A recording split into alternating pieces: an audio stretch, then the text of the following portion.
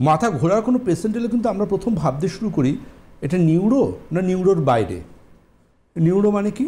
Brain related না brain related না। মাথা ঘোরা দুরকম হয়। আমি একটা সহজ সাধারণভাবে বলছি মানুষের বোঝার সুবিধার জন্য, সোকল মেডিকেল সায়েন্সের বাইরে বেরিয়ে এসে। মাথা ঘোরা আমাদের ক্লিনিকে এলে আমরা দুটো জিনিস ভাবি।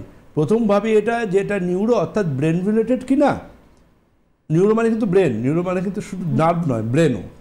আর দ্বিতীয় যেটা সেটা হচ্ছে এদিকে বললাম নিউরোর সমস্যা, তার ব্রেনেরও সমস্যা হতে পারে। মাথা ঘোরাটা নিউরো রিলেটেড অর্থাৎ ব্রেনের সমস্যা নাকি ব্রেনের বাইরের সমস্যা, এটা প্রথম আমাদের ডায়াগনোসিস করতে হয়। দেখুন, মাথা ঘোরা এমনও অনেক কারণ থাকে যে কারণগুলো খুব সাধারণ, নর্মাল ইএনটি ডক্টরের কাছে গেলে এটা ঠিক হয়ে যায়। কিন্তু কিছু ক্ষেত্রে দেখতে হয় যে এটা ঠিক কেন হচ্ছে। আবার কিছু ক্ষেত্রে হয় কিন্তু মাথা ঘোরা কিন্তু লাইফ থ্রেটনিং, অর্থাৎ এটা জীবন কেড়ে নিতেও পারে।